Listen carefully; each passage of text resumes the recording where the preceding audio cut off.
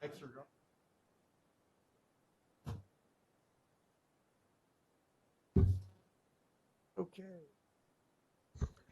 Okay, good morning. The meeting for the Madera County Board of Supervisors is now called to order. And do we have any additions to the agenda?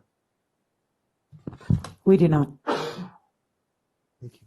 County Council, can you read closed session into the agenda? Yes, Chairman and members of the board, there are several items for your closed session today. The first is under Government Code Section 54957.6. You have conference with your labor negotiator, Director Alba Gomez, and Susan Carter. The employee organization is all units. Under Government Code Section 54956.9, you have conference with your legal counsel related to anticipated litigation and your decision whether to initiate litigation involving two matters. Under Government Code Section 54956.95, you'll also discuss a claim filed against the County of Madera by Mrs. Sinks. Under Public Employee Appointment Employment, Government Code Section 54957, you'll discuss the Agricultural Commissioner Siller of Weights and Measures. And lastly, under the same Government Code section, you have an item under Public Employee Discipline, Dismissal, Release, and Complaint. Thank you. Okay, are there any questions or comments from the public on closed session? Hearing none, we'll retire closed session.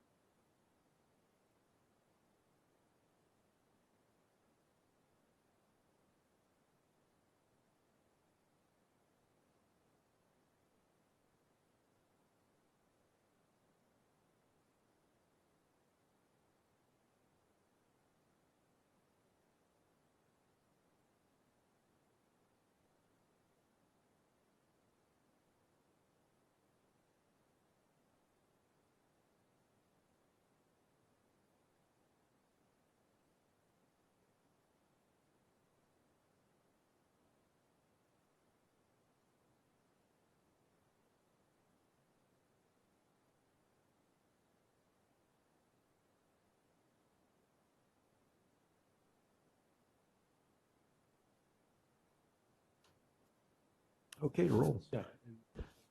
Okay, we're back from closed session, and County Council, do we have anything to report from closed session? There are no reportable action from closed session. However, Chairman, there are more items for you to discuss Right. when you want to go back into closed. Thank you. Very good, thank you.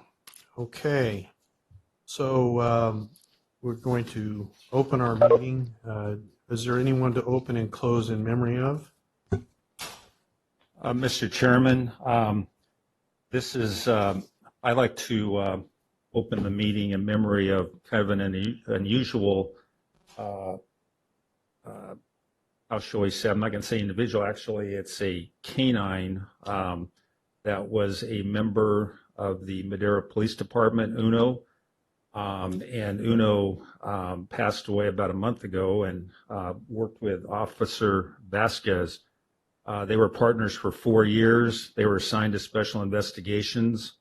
Uno was a single-purpose canine that was trained for narcotic detection. During his career at Madera Police Department, he played a vital role in the convictions of multiple drug dealers throughout the city and county. Uno also had the privilege of working investigations with agencies such as the DEA, FBI, and Fresno County. He'll be missed. not only by the Madera Police Department, but our entire community. So I know it's a little bit unusual to recognize a canine, but in this particular case, Uno was very special as far as law enforcement in our community and Officer Vasquez. So Absolutely. And they're considered a law enforcement officer when they serve in that capacity. So we appreciate Uno's service to our county, and he will be missed, I'm sure, by a lot of people. Okay, any other open and close in memory of? If not, we're going to have the Pledge of Allegiance and the invocation by Pastor Mike Farmer. Pastor Mike, come on up, do the invocation, and have Sally Marino, would you like to lead us in the pledge?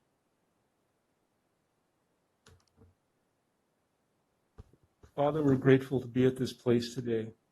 Just thank you for your love, your ever-present presence with us. Lord, I lift this meeting up today. Those that will be discussing things, guide them in wisdom, Lord. Direct their paths and be with them and bless them for the time that they have served.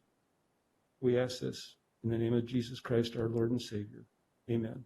Amen.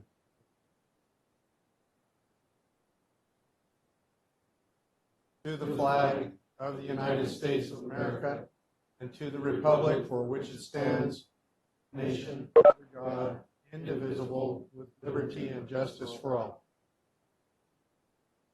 Thank you. No? Okay, public comment. The first 15 minutes of each regular session is set aside for members of the public to address the board on any matters under jurisdiction of the board, but not appearing on the agenda. The board will not take action on any items presented under public comment. Speakers are limited to 3 minutes. Anyone addressing the board is asked to print their name clearly on the speaker sheet at the podium and state their name and county of residence for the record.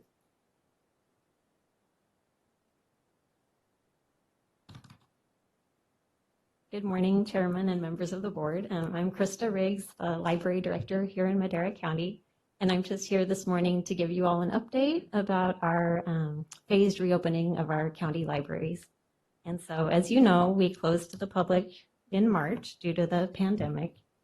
Our staff switched gears so quickly, I'm so proud of them, and started contactless curbside service in May. It's been going great. Our numbers at some of our branches are almost back up to the circulation numbers they were before we closed for the pandemic. We've been doing wonderful virtual programming. Yeah, we've been doing wonderful virtual programming with great success also. One of our staff, Adela Herrera, did a tortilla making video online live that received over 3,000 views. I'm so proud of the team for adapting and staying relevant while we were closed. But now it's time for our next step in our limited reopening with as safe as we can in-person services at all of our locations. And so starting this week, our Oakhurst and Madera libraries will be open Monday, Wednesday, and Saturday. And our North Fork, Chowchilla, and Madera Ranchos libraries will be open Wednesday and Saturday for limited numbers of people at a time. We'll still be doing curbside services on the other days of the week. And so, like I said, it'll be limited numbers of people in the building. We're encouraging just grab and go, come in, get what you want, check out and go. But we'll also offer reference services. And one of the biggest needs right now in our communities are computer use when people are needing to fill out applications and forms online. And so we will be allowing public computer access by appointment and printing and faxing to go along with that. For the safety of our staff and communities, masks are still required. We'll ask the health screening questions. It'll be very similar to entering the government center here, following all the protocols and procedures, taking names and phone numbers and temperatures.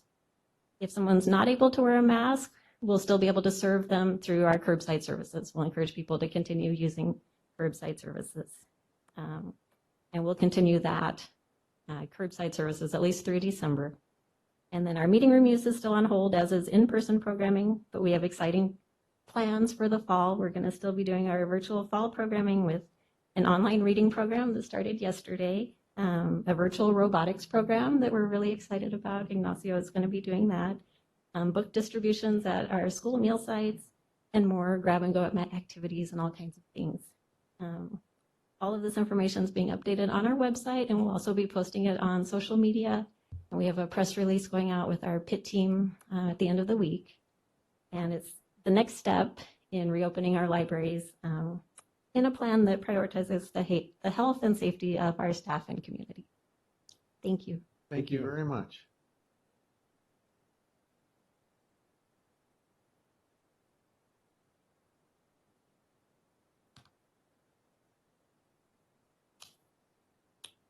Yes, Chairman Rogers, supervisors. Last week, CDFA trappers found 3 peach fruit flies in the city of Chowchilla. This is a very serious ag pest and can cause a lot of damage. And not only that, but it gets our trade partners, very upset on, exporting commodities to them. These were all in the urban area, and most likely they hitchhiked. This is how they generally get in. And so these were not commercial places where they were found. They were just like homeowner trees. So CDFA has deployed more traps. They call it delimitation trapping going out so far. And I'm happy to say that we have meetings every day on the phone, and there haven't been any more found. Now, these 3 finds were males, which is better than females and certainly better than mated females. And 3 flies does not cause a quarantine. There's a certain number of triggers on other factors that would get there, but also quarantine doesn't mean everything shuts down. It means that there's just more hoops to jump through to be able to move your fruit. Also, too, it's fortunate that we're at the end of harvest, so there's not much out there, so not too many hosts for it to work on. CDFA will be doing treatments for this, and it's called a squirt treatment. And basically, they go to utility poles and street trees, and they squirt a little something that's attractant to the fruit flies, the male fruit flies, and they are attracted to that, and then they perish. So CDFA will be going on with this trapping for a certain amount of time to make sure that we don't have any more introductions there. We put out a press release, and we're going to thank our PIT team for helping on that, and then also contacted Farm Bureau and our UC Extension Farm Advisors. So I just wanted to let you know. Thank you very much, Steve. Well handled.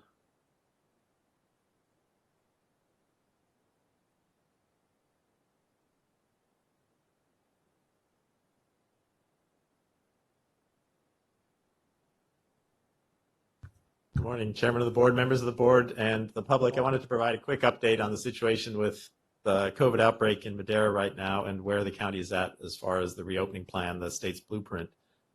So I thought I'd just first start with an overview of where things are at and then how that fits into the blueprint. As far as how we're doing overall, compared to the end of July, beginning of August, things have obviously improved a huge amount. We no longer have overflowing hospitals in the region with National Guard and Air Force teams helping out with hospital staffing.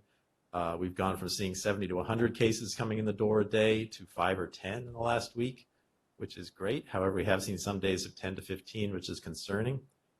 Other things have also improved. As you know, barbershops, salons are starting to reopen, even though we're in the first tier.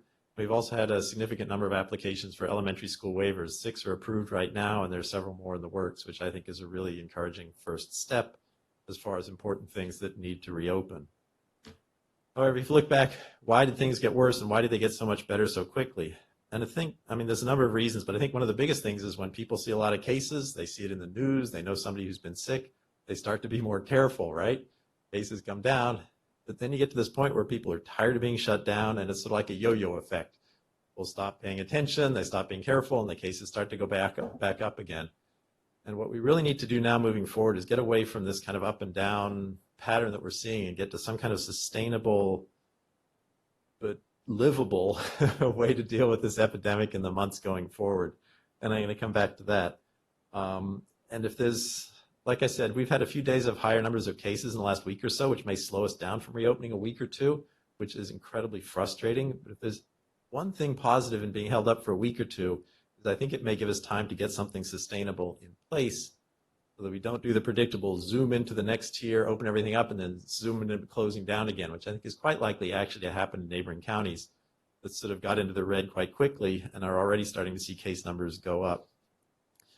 So as far as just briefly to go over the blueprint and the tiers, all of the metrics and the complicated numbers and the colors and the weeks are all basically built off of two numbers. How many tests are you doing in your county? How many cases of COVID do you have? And it's all built on those two things. So as far as number of tests, we're actually now doing quite well. When the number of cases started to plummet, people lost interest in testing, and only the sickest people were testing, and our numbers went down a lot. Over the last month, we've made a huge effort to increase testing. The other issue you've probably heard of the health equity measure, which wants to make sure we are also testing in disadvantaged areas of the county. We were already testing at almost twice the rate, but some of those areas have pretty concentrated COVID outbreaks. We need to continue to test at that level or even higher. In the last month or so, we've been successful at doing that. We now meet the state metrics for moving to the next tier. You need to be below 8% or about 6 or 7%, both in disadvantaged areas and for the county as a whole. So that's great. One thing, though, is testing is something one can deploy very quickly. What is holding us up now is the actual number of cases, which is something that's harder to intervene on. You have to have a fewer than 7 cases per day per 100,000, and we're stuck around in the 8 to 9 range. So what are we doing for that? Well, the first thing is we pay attention to our case investigations. Where are these cases coming from? A month or so ago, we were seeing a fair number from ag, not necessarily from the fieldwork itself. A lot of times it was related to crowded transportation, carpooling. We've started the ag task force. We're working with CBOC to do outreach, distributing PPE, working on contact tracing, providing people who the people who are working know so that they'll be more willing to accept resources for things like isolation and quarantine. We're doing an awful lot with public education to try and convince people, ways to mitigate their risks so that they can stay healthy. But with all of that, like I said, the frustrating part is getting the number of cases down is the most important thing, but it's one of those things that interventions can take time to actually bring those cases down. So that's where we're at right now. One thing that we've also seen is what we've seen throughout this, which is in Madera, you can have one case, but there are a lot of large households that very frequently leads to 5 or 6 cases in the household. The other thing that we're seeing a lot of are gatherings, things like weddings. They're not happening at restaurants or catering. Most of the time they're happening sort of in private property in large areas where a large number of people can get together for things like weddings. And that's what I meant earlier about sustainable. We need to get away from you can't do anything to let's go overboard and have 300 people at an event, to the point where we can have it on a smaller scale and it's safer. It's not that we'll never visit our grandparents, but we'll visit with just 1 or 2 of the kids and not my family and my brother's family and all the kids, which quickly gets out of hand and leads to the spread of COVID. So hopefully over the next week or 2, we can keep our testing momentum and keep our numbers low there. And we can get, like I said, the sort of sustainable ongoing mitigation efforts so our case numbers stay in a range where we can move into the next tier and stay there rather than seeing our cases go up again if people slack off. That's my quick summary. If there's any questions about the tier and the system, yes. Thank you, Doctor. I'd just like to make a comment that, we talk about the equity testing model, but I find it incredibly inequitable, the damage that's being done to businesses that are not in areas that are affected. And I'm thinking about, and I'm elected out of an area that has those concentrated cases, but I'm making a case for areas like the ranchos and for the mountain areas and for Chowchilla that would definitely meet the criteria to move into the red, and yet they're being crucified and they're being penalized because of what's happening here where I reside here in Madera. For instance, if the county line from Mariposa actually took in North Fork and Oakhurst and all that, they'd be in the red right now. They'd be open, they'd be wide open, but because the county line includes them in Madera County, they have to, again, it's all size fits one. So again, I feel very strongly about this. I also feel strongly about the efforts that are being done in places like the city of Madera, and those can continue to work, and we need to double down on those efforts. But it's to me, that's what's making so many people frustrated, because they're following the rules and they're being lumped into the entire county, what's happening in different segments. So if you could pass that word along to, I'm sure that the governor really cares about what we're doing here in Madera. But if you could pass the word along to the public health people and all that, if we could just kind of carve out and still recognize what we needed. I mean, things aren't going to open up here in the city of Madera. We know that until we get these numbers down, and let that be, so be it. But let's open up in other areas of the county. Thank you. And I know you're the messenger, so I'm not. No problem. So- I agree on both counts. One of the most frustrating things with the equity measure to me is this is a statewide mandate, and they're making it within the county. And it really should be a statewide approach to equity, because what's happened is more disadvantaged counties have the biggest challenges to meet, the hardest populations to reach out to.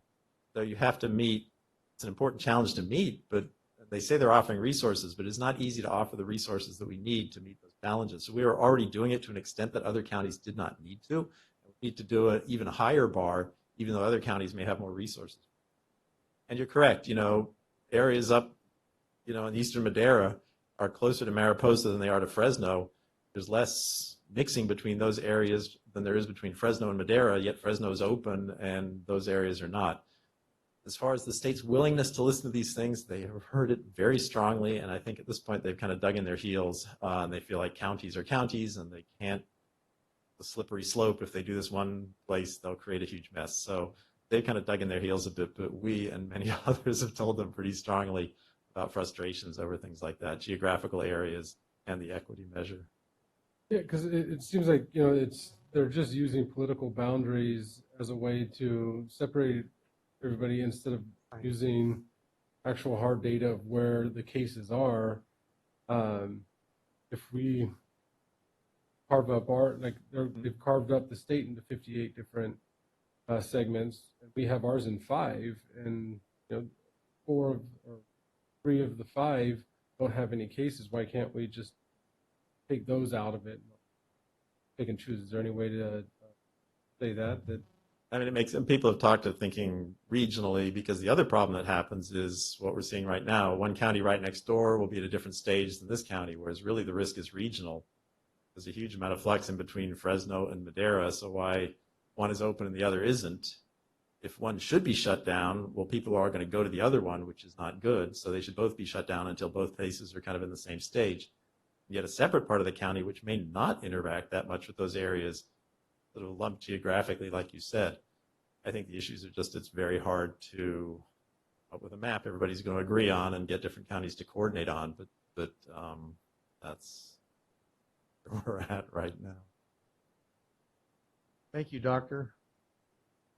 Equity is just a buzzword in Sacramento until it actually needs to be applied equitably. Right. Yeah. Really equitable. Oh. Thank you. Thank you.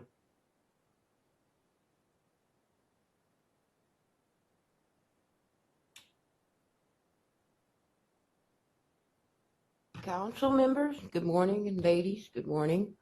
I don't know if this is the proper time or whatever. I've been trying to, my name is Carolyn Miller, and I've been trying to get a hold of Mr. Rogers for the last 2 weeks so I could speak with him on a matter.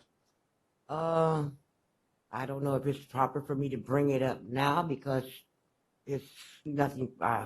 This is your It's about- time. So. Pardon? This is your time. So. Well, it's about code enforcement. And I know the difference between right and wrong and good and bad. And I needed to talk to you about it because you're the district supervisor. I need to show you some papers that I got within 2 weeks' time. I'm 70 years old, and this gentleman gave me 15 days to clean my property.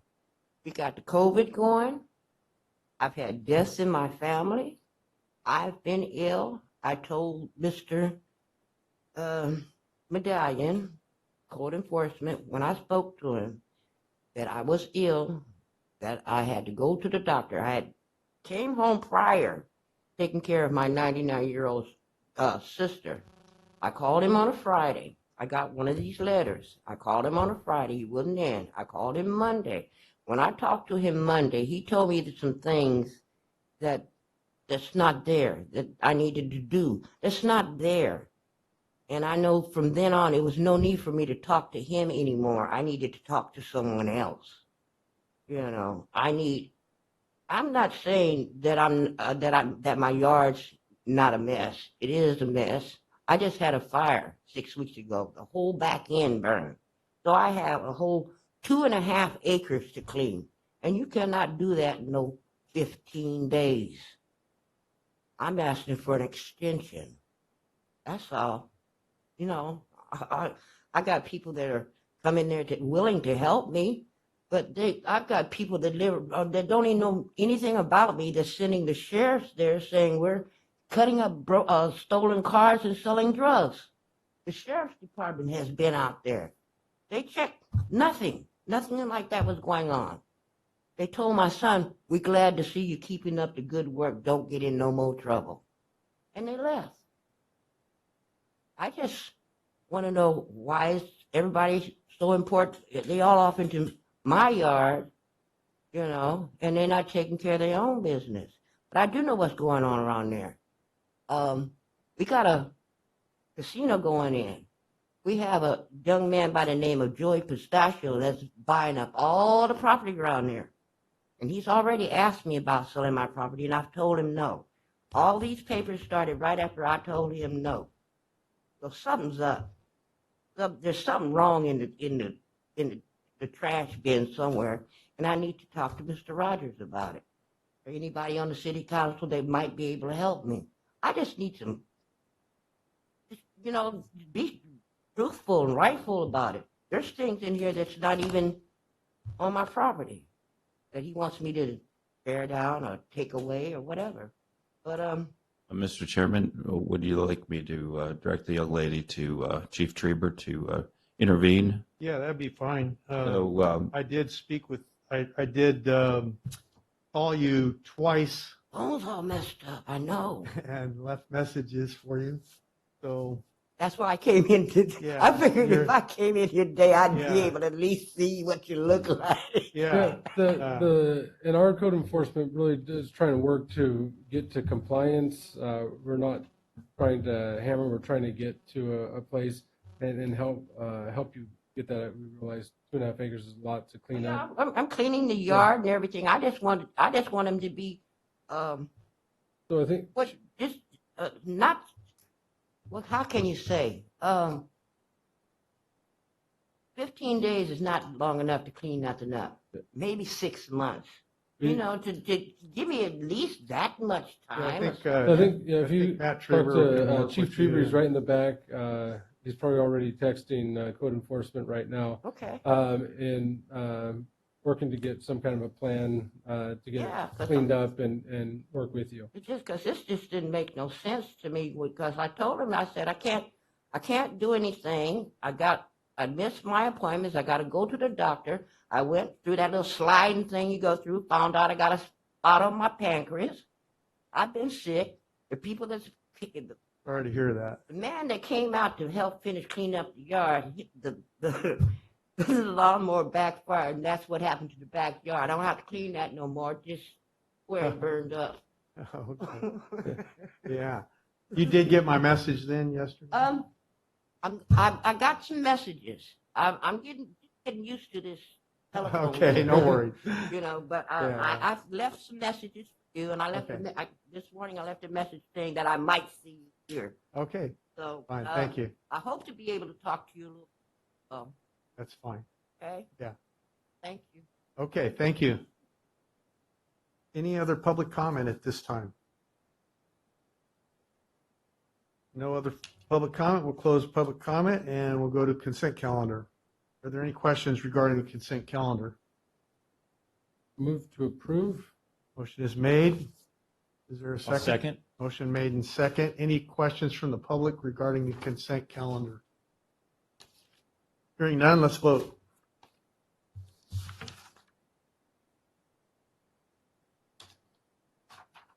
Supervisor Frazier, Yes. Supervisor Portress, Yes. Supervisor Rodriguez, Yes. Supervisor Rogers. Yes. Motion passed. Motion passes 4-0. Thank you. Next item on the agenda, we'll go to public session. Page turn there, item 6A.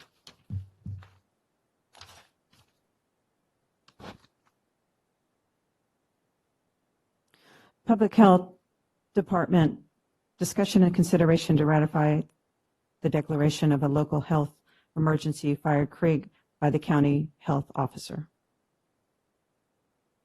Move to approve. A motion is made. I'll second. Motion made and second.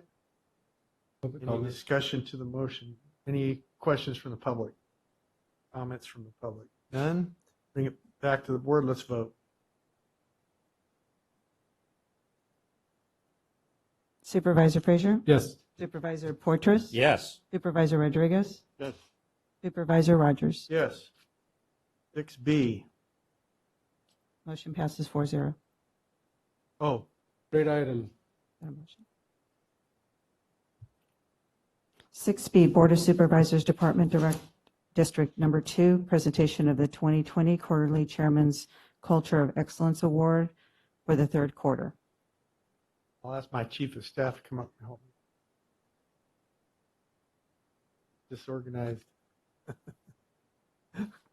And I am disorganized. I can't even see these papers and I don't have my glasses. No, I don't have my glasses with me.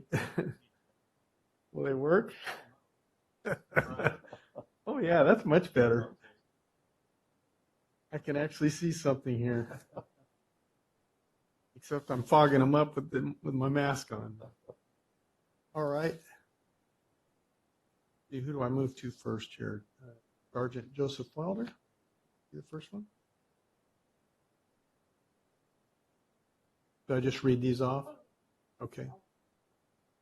Okay, very good. Oh, okay, great.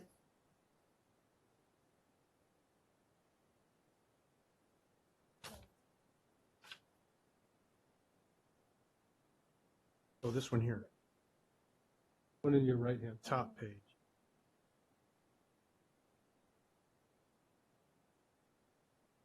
Oh, okay, it's got it. It's got all of them. All kind of connected.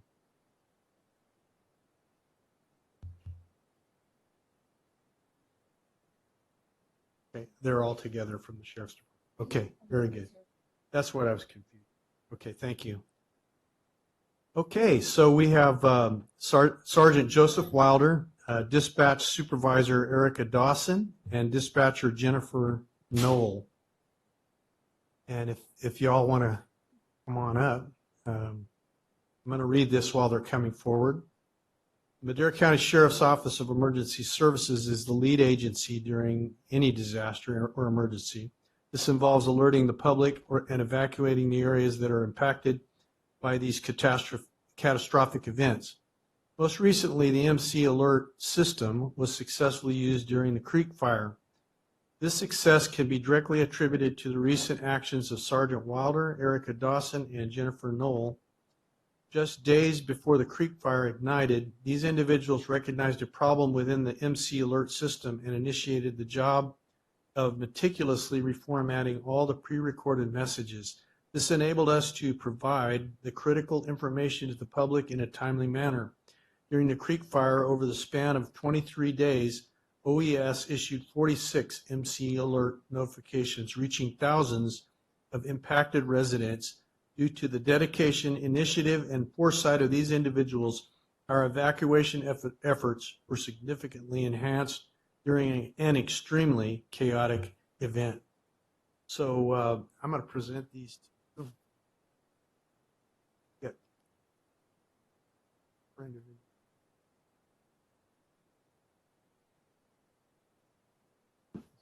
Jennifer.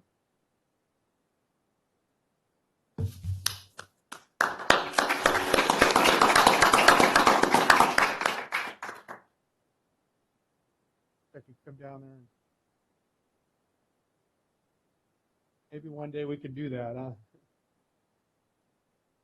And that is for Erica.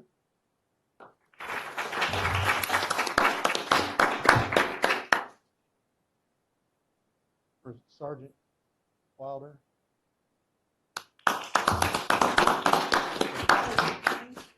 No doubt, your efforts have saved lives as a result of what was done, no doubt. This was a very fast-moving fire, very critical situation. Thank you for your service to this county and to the people of this county. We really appreciate it. Thank you so much. Let's give them all a hand. Heroes in the true right. And of course, they receive, with their plaque, they receive very nice plaques, by the way. They receive a coin that has the emblem of Madera County. And then also on the front of it, it says 2020, a commitment to excellence. Certainly, each one of these individuals have exemplified that excellence.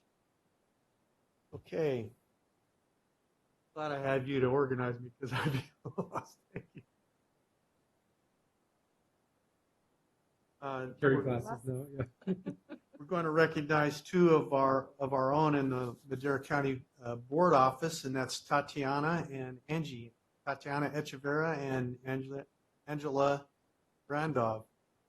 And in addition to their regular duties, have been and continue to assist with 311 calls. They consistently strived for excellence in all aspects of their daily routine, as well as taking advantage of learning opportunities. Their humor and laughter are contagious, keeps the mood light, even with all the added stress during. Tatiana and Angie are beyond team players, place the success of the county and the image of or perception of the Board of Supervisors above their self-interest. They're always willing to help and support others, not only in the Board of Supervisors department, but other departments as well. Respectful, remain flexible and open to change, and communicate with others, help resolve problems. So Angie and Tatiana, happy to recognize you today. I think of back with Angie, this is her award. Look at those.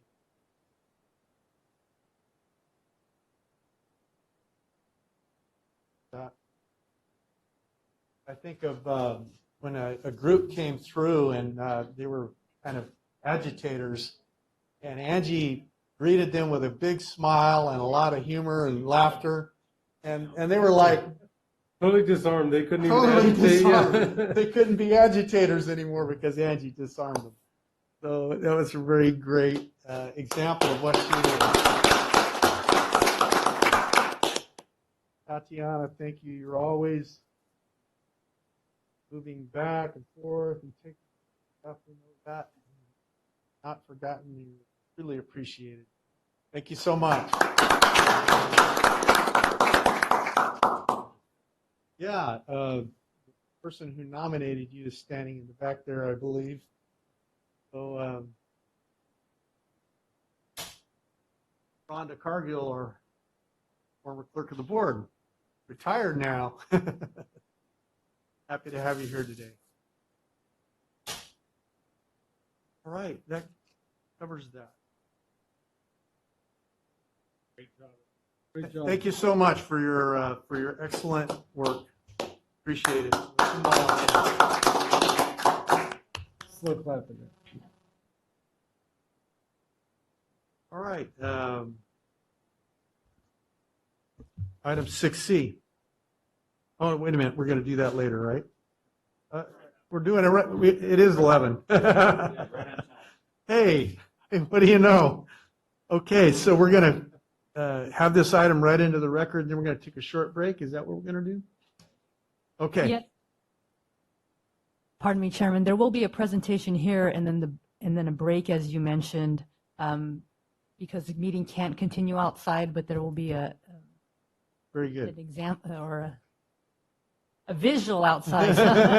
Andy's going to vote. So yeah, but Ms. Martinez is here to present to you before you take a break.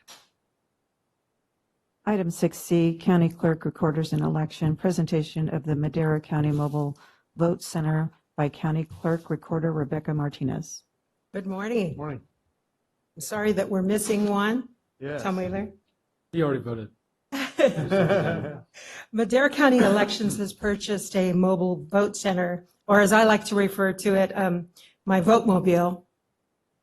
Our intent is to take the vote mobile throughout the county to provide more services to Madera County voters. The mobile unit will provide the services, any service that you can get at a vote center or in my office. You can register to vote there, you can vote there, you can change your address there, you can do just about anything there that you can do in our office or at a regular traditional vote center.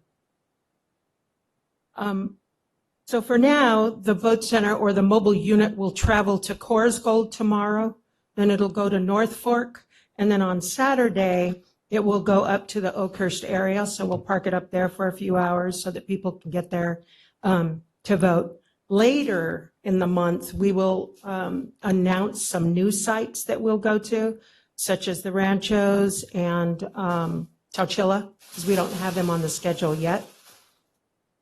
On election night, the mobile unit will be stationed at 5 p.m. at the Housing Authority, just so that we can get any overflow from this location, because it gets a lot of people here. And we envision people standing in line around the building. So in order to prevent that or alleviate that, we thought about setting up the vote center there in the Housing Authority parking lot from 5 to 8 p.m.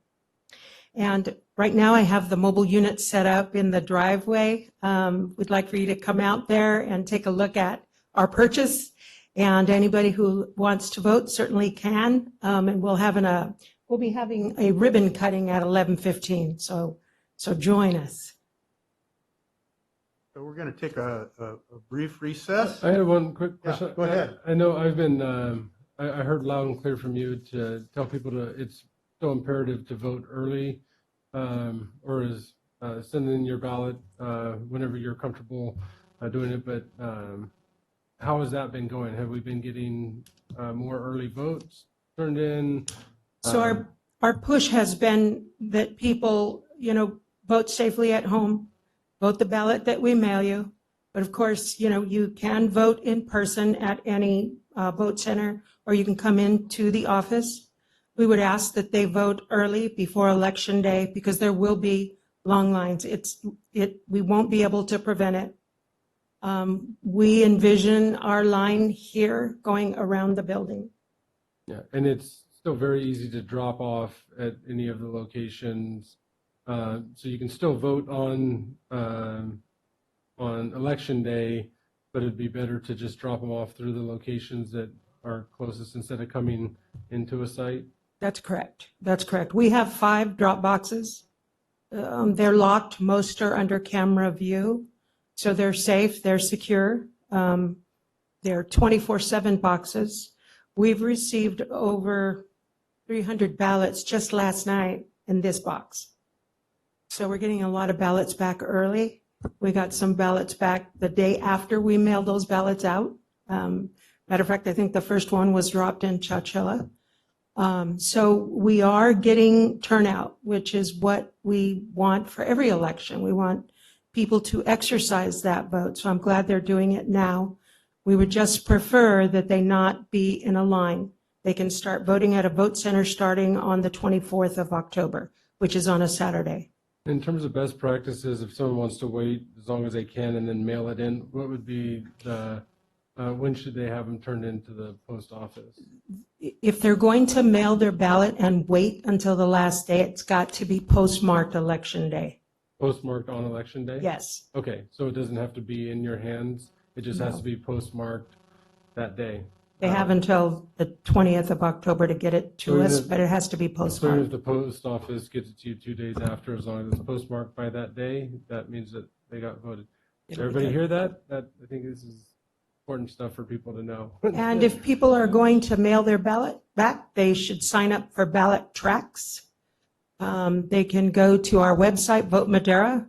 They'll see an icon there that says, "Where's my ballot?" You can sign up there for ballot tracks. It will tell you when your ballot went to you, when you put it back into the mail stream, and when we received it and counted it. I It's so signed- easy. I yeah. did it last year. Last time we voted, I don't remember. Yeah, I just signed up for it Yeah. this time, and it was in my mailbox the day that it said it was supposed to be there. So very easy to sign up. It is, it is. Thank Great. you for All that. right. Thank you for all that. this Max? technology. Thank you. Becky, Yes. do you count those ballots as they arrive? or you wait until election day? We will start processing them probably over the weekend because we've received so many. And when we start processing them, we start verifying the signatures on them,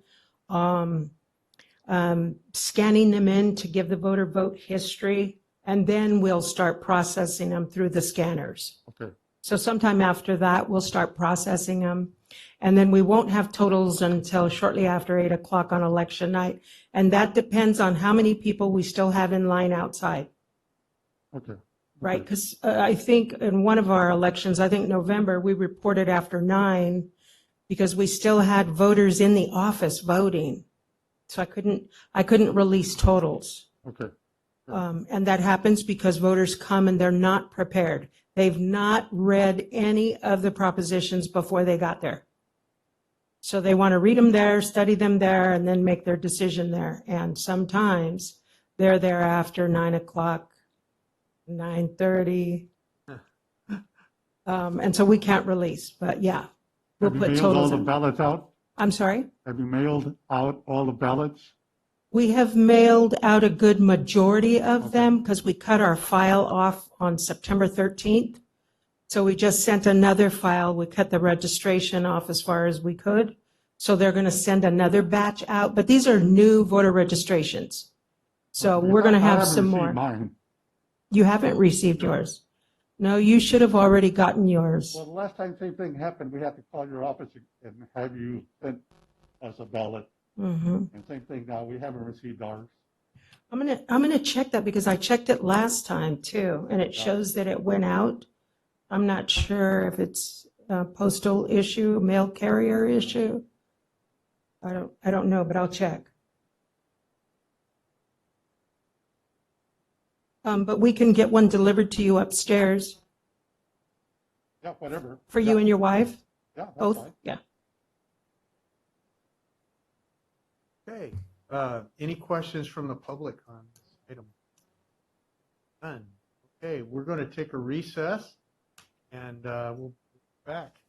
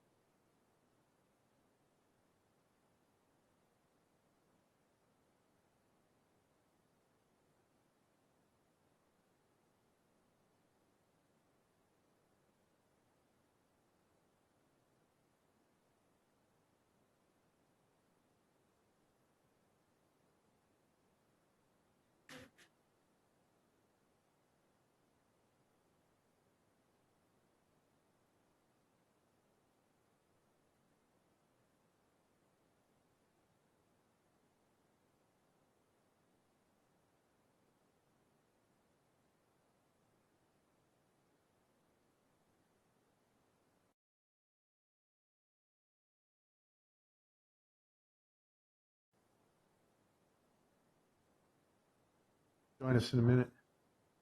Okay, we're back from our recess. Item 6D.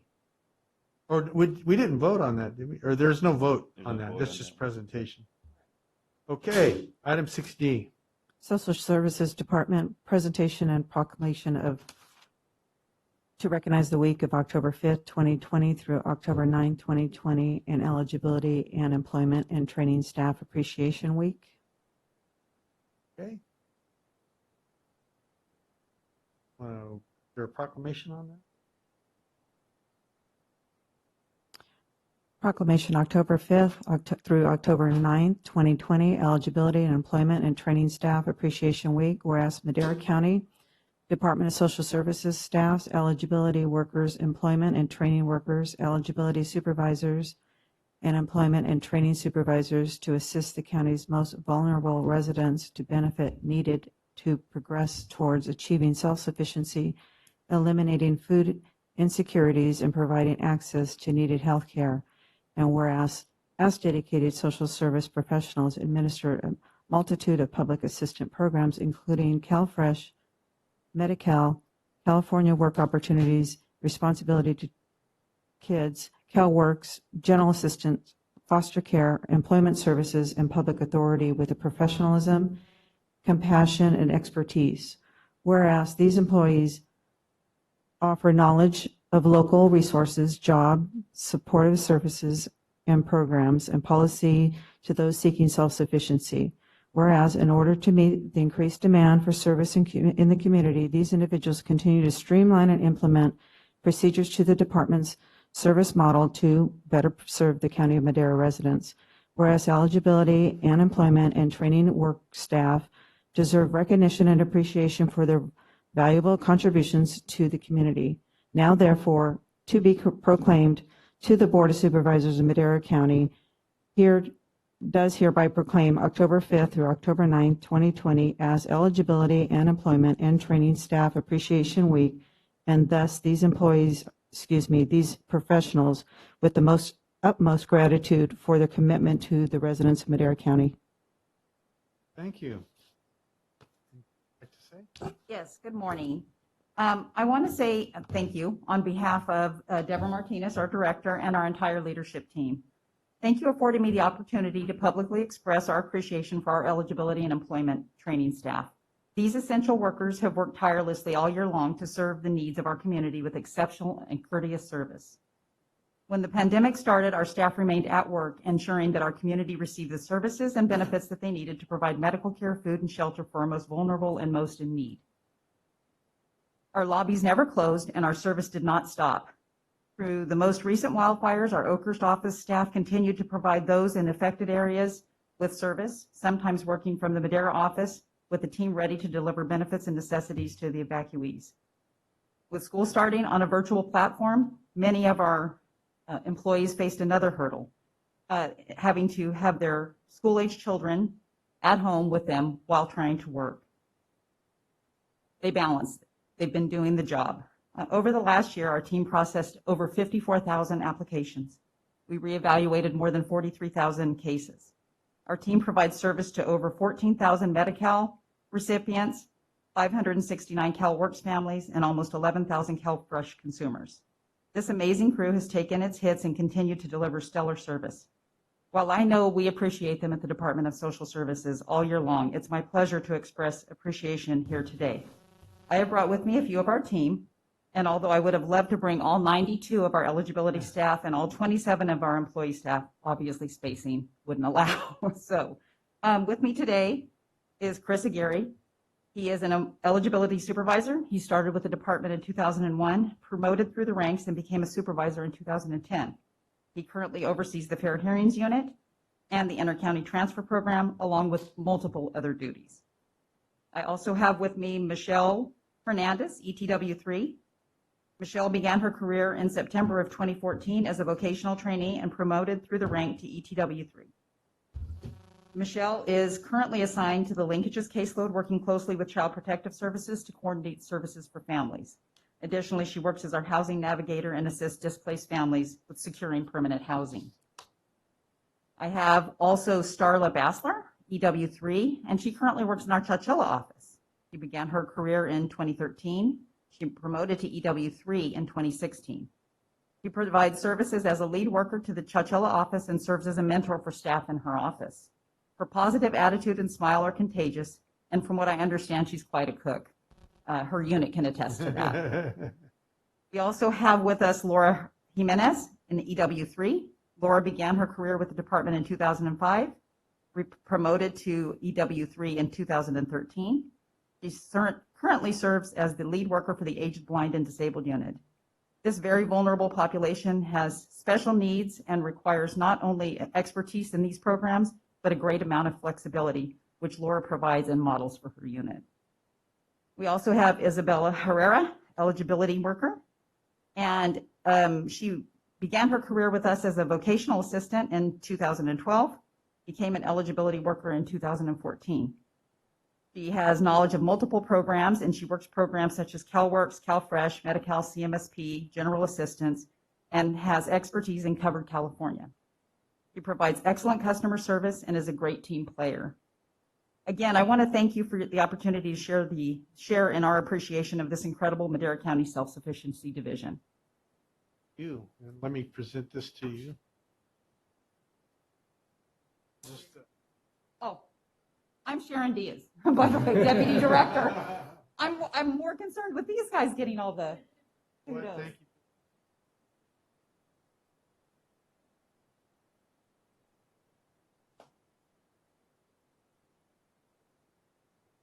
She's a little girl, and I. Yes.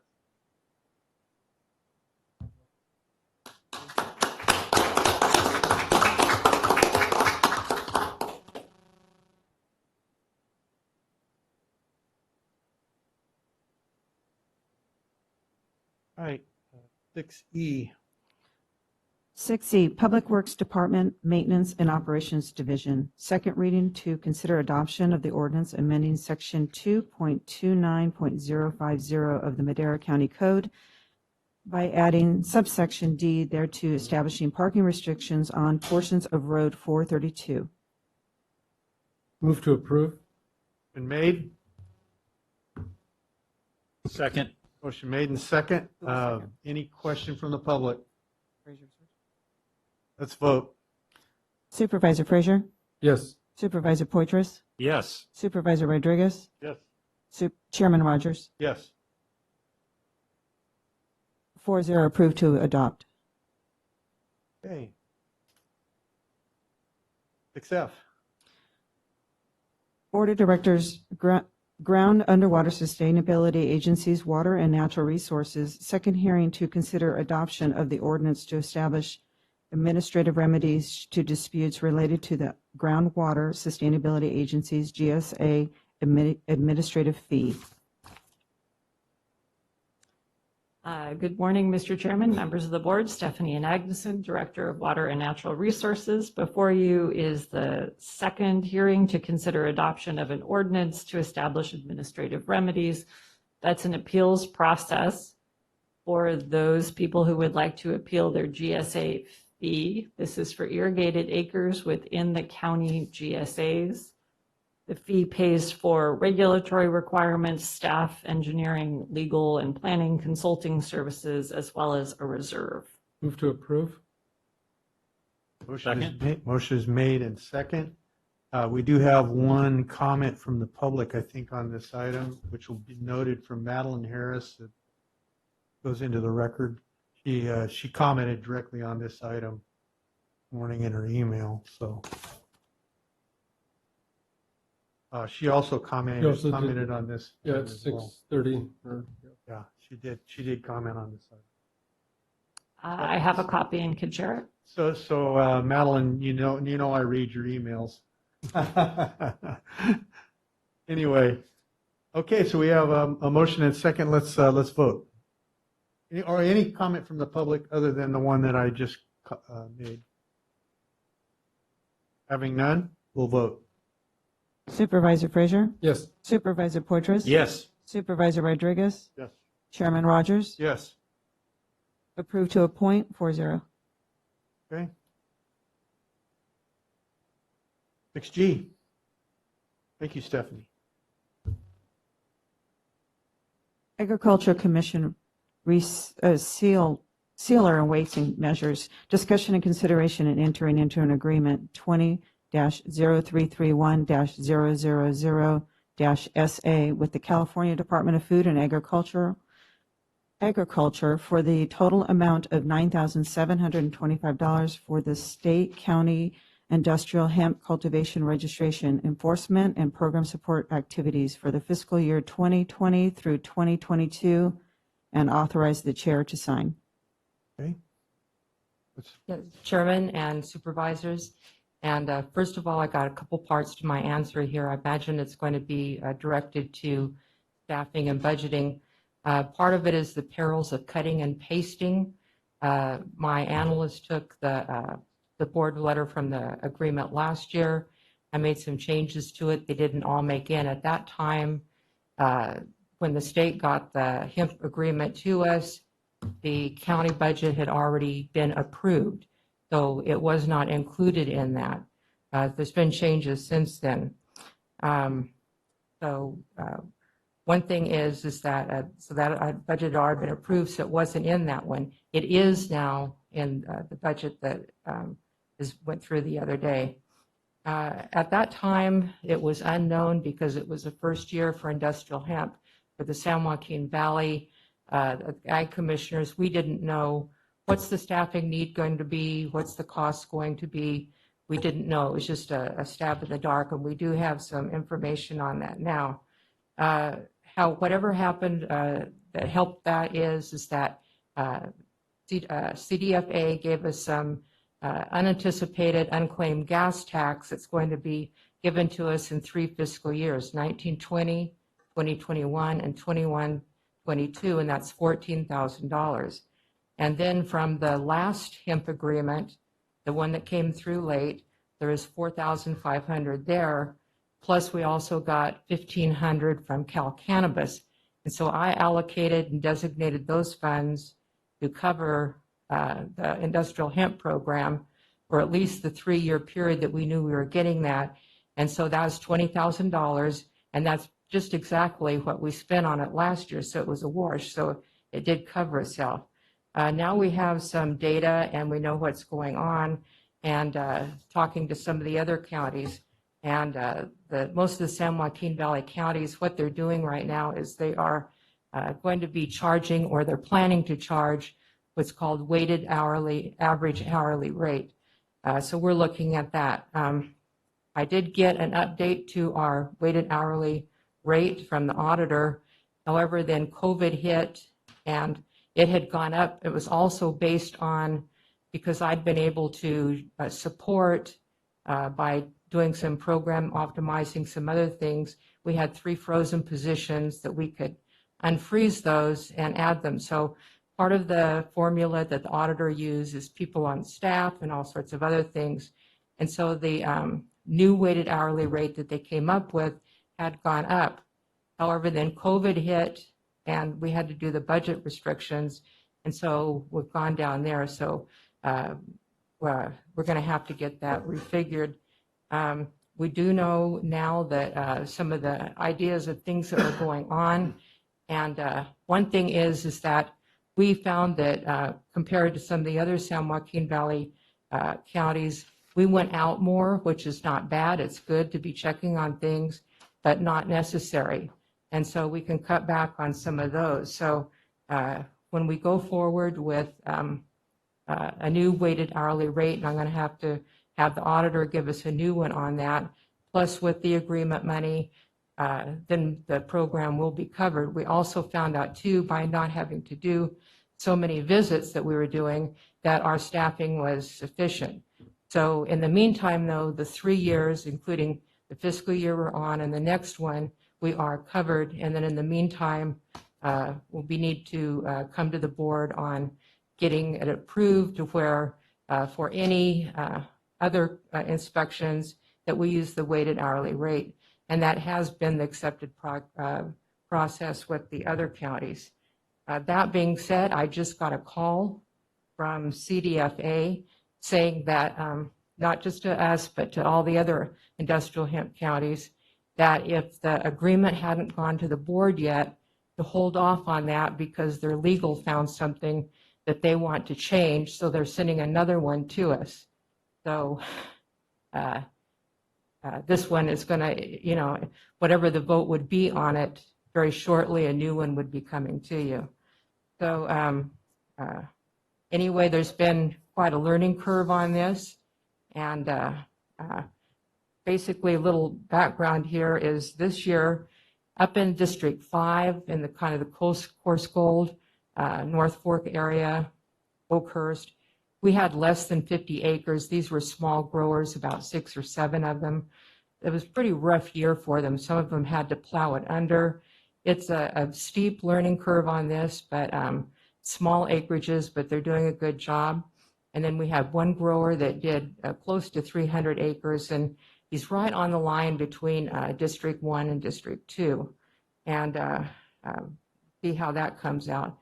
So anyway, long story short, We will be having the funding for it for at least this year and next year. And in the meantime, we will be getting a new weighted hourly rate, and that can come to the board. And for anything that isn't covered from the agreement and any other income we have from it would be put forwards to it, so where there wouldn't be cost to the county. Any questions from the public on this item? Move to approve. Made, Second. made and second. Let's vote. Supervisor Frazier, Yes. Supervisor Portress, Yes. Supervisor Rodriguez, Oh. Chairman Rogers. Yes. Motion to approve 3-1. Okay. Next item. 6H, Public Works Department Administration Services Division, discussion and consideration to adopt a resolution adopting the County of Madera Measure T Annual Expenditure Plan for fiscal year 2020 through 2021.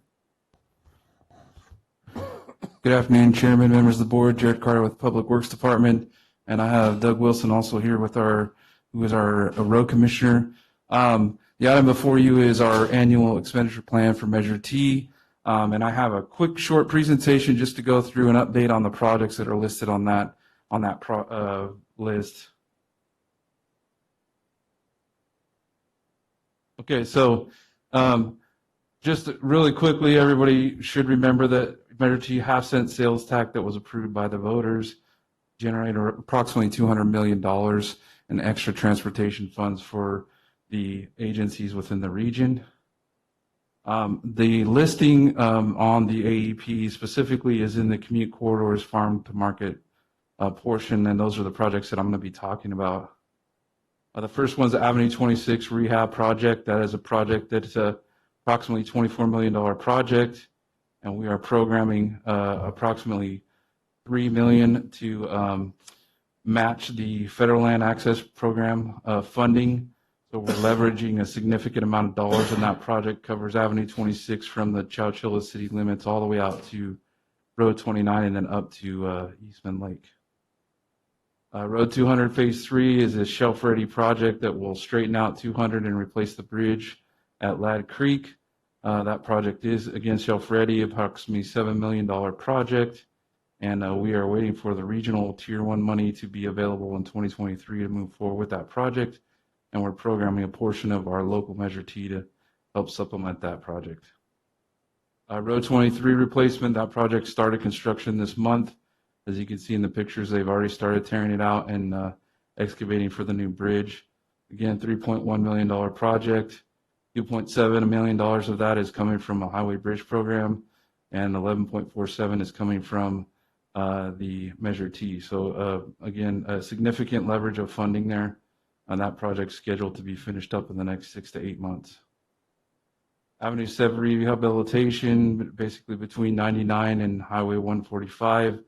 Again, that's another project where we'll be doing a full depth reclamation, and you can see that we're using several different components of SB1 along with Measure T, again, leveraging funds to make the most out of the dollars that we have from Measure T.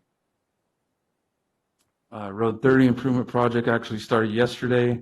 That's out near the college, and it will install sidewalks and rehabilitate the road for approximately 500 feet along the west edge of the college. And you can see there we're using a mix of both federal CMAQ, SB1, and Measure T. Again, trying to leverage funds, which is a key component of Measure T. And lastly, the pavement management system, you're all aware that we have that in place now. We are continuing to update the data in that, do software maintenance to keep that current.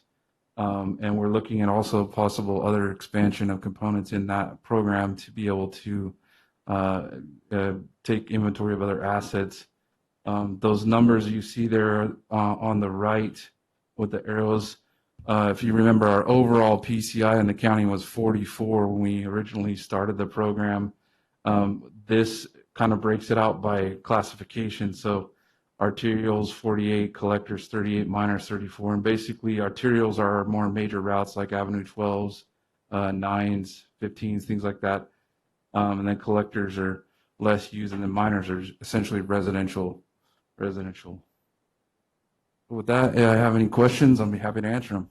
Yeah, I just wanted to make a comment that, we have 400 and I believe it's close to $480 million in needs in the county. We assess that with our road assessment system.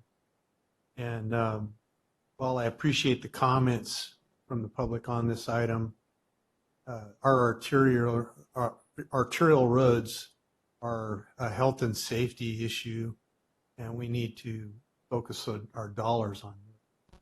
And that's going to be our policy, I believe, for the long term. We don't have the money to be expending on projects that don't really benefit the health and safety of transportation. So that's where we're at right now. Expanding our transportation system is not an option. Just taking care of what we have is the problem, and Measure T is going to go. Anyway, any other comments? Yeah, Mr. Chairman, Go I'd ahead, just Ron. like to ask Jared, how many of these projects would not have been possible without Measure T in this expenditure plan? I can tell you that probably all of them. Probably all of them. Because you see the price tag. I mean, just take the flat project, for example. That's a $24 million project. We don't, as Supervisor Rogers just pointed out, we have a $15 million deficit every year, let alone over a long period of time. So, that project, to save up $24 million to do that project, it would take, I don't know how many years, a couple decades maybe. Right. Yeah. So being able to leverage these other funds is huge. And in some cases on SB1, like the Oakhurst Midtown, for example, we have $5 million of SB1 on that project. We would not be able to even apply for that funding if we did not have Measure T, because you have to have a local transportation sales tax Critical. to even go after Absolutely that money. critical. Very good. Thank you. Good question, Ron. Thank you. I'm Yes. speaking as Supervisor Wheeler. Wasn't Road 200 the bridge in Measure A, and how come we haven't got it done yet? That's just so it's on the record for Supervisor Wheeler from Nevada. You don't have to answer. I'm glad it's in there. Yeah. Okay, okay. Okay, any comments from the public? We do have one from Madeline Harris on this item. We'll note that for the record. Any other comments from the public? Hearing none, bring it back to the board. Move to approve. Motion made. Second? Motion made and second. Let's vote. Supervisor Frazier, Yes. Supervisor Poitras, Yes. Supervisor Rodriguez, Yes. Chairman Rogers. Yes. Motion adopted 4-0. 6J. Public Works Department Engineering Services Division, Biological and Cultural Consulting Services of the Oakhurst Midtown Connector Project. Discussion and consideration of items 1 through 4 as listed on the agenda. Thank you. Make it quick. Good afternoon again. Yes, Jared with Public Works. This is a contract award with Compliance Solutions for our environmental monitoring and mitigation for the Oakhurst Midtown project. A highly sensitive area that we will be utilizing these services greatly on this project. So I'm available for any questions. Good. Any questions from the public? Back to the board. What's the board's pleasure? Move to approve. Second? Motion made and second. Let's vote. Supervisor Rodriguez, Yes. Supervisor Poitras. Yes. Supervisor Frazier, Yes. Chairman Rogers. Yes. Motion adopted 4-0. Good. 6K. Approved.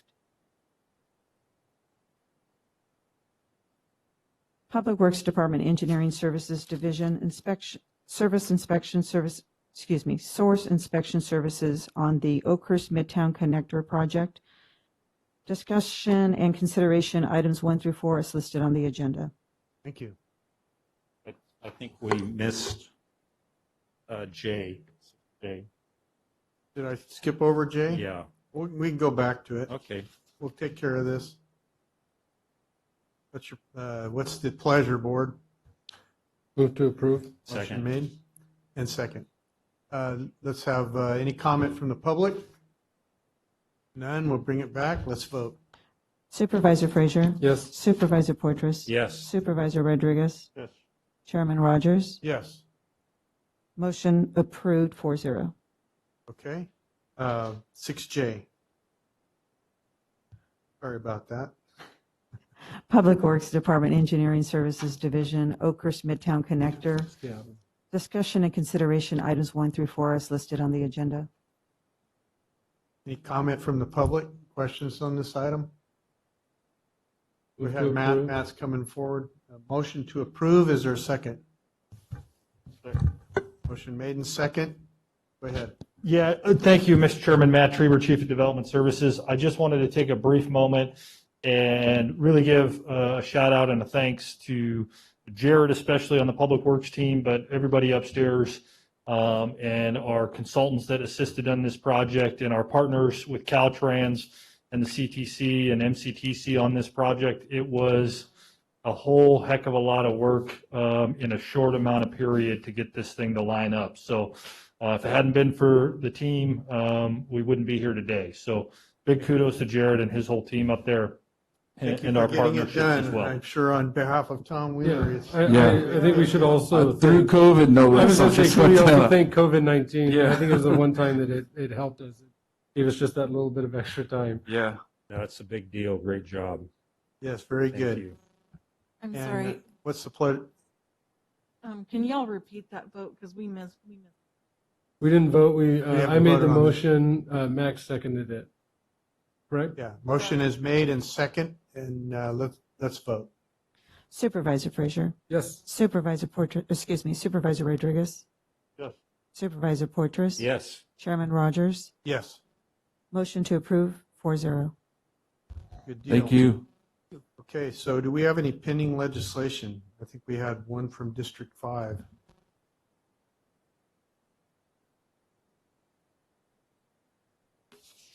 Come ahead there, Robert McCauley.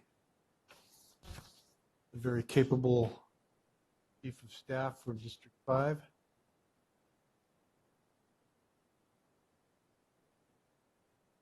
Thank you. Good morning, supervisors. Good morning, Chairman. Supervisor Wheeler has me presenting a proposal by the U.S. Fish and Wildlife Services.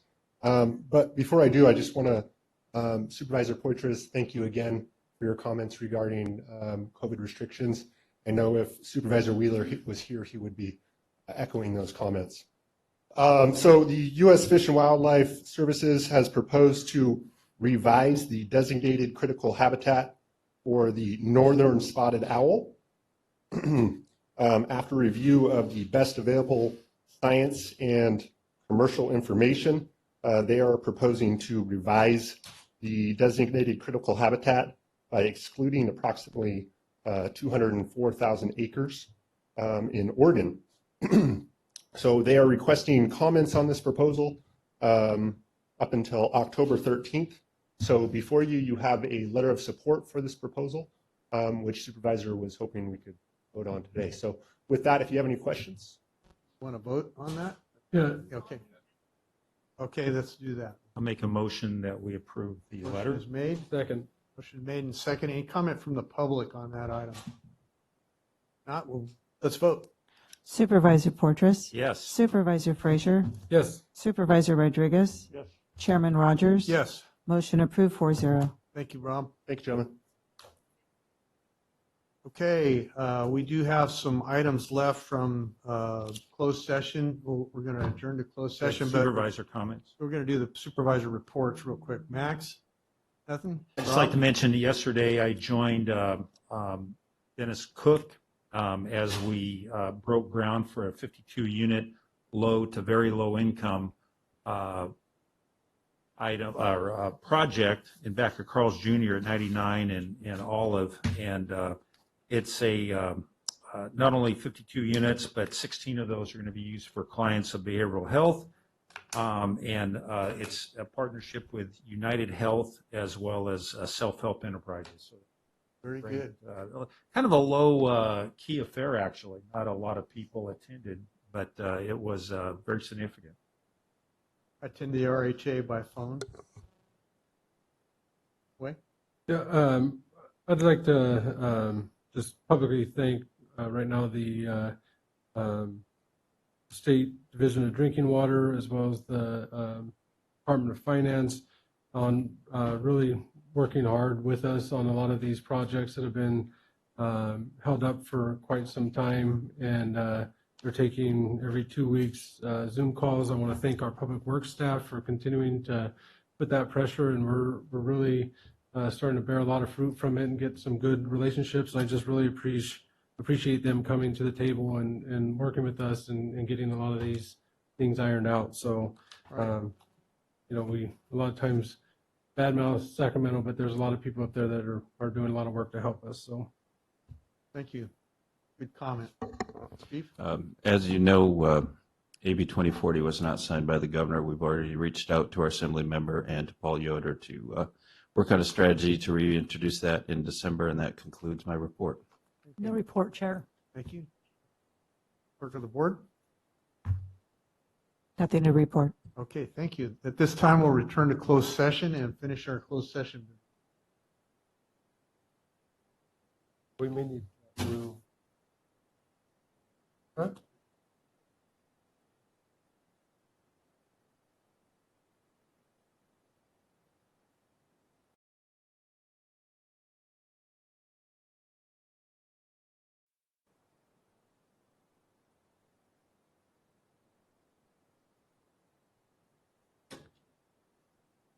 Yes, Chairman, there is one reportable action at this time from your closed session, and that's under 2C of the closed session agenda. On a motion by Supervisor Frazier, seconded by Supervisor Rodriguez, passing by 4-0, they have unanimously approved the rejection of the claim from Mrs. Sinks against the County of Madera. Okay. And we're going to, as I understand it, we're going to leave this open until a little later. We have some other items that we may be dealing with. So we're going to leave this open until I adjourn the meeting a little bit later on. Okay, at this time, we're going to recess.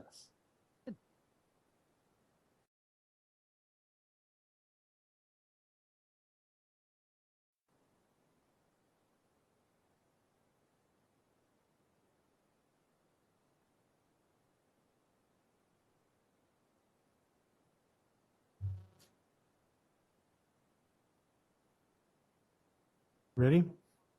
Okay, we have returned from all of our closed session items, and County Council, any reportable action from those closed session items? There are no further reportable actions from today's closed session. Okay, therefore, we all are adjourned. Good meeting her. Thanks for staying a little bit later.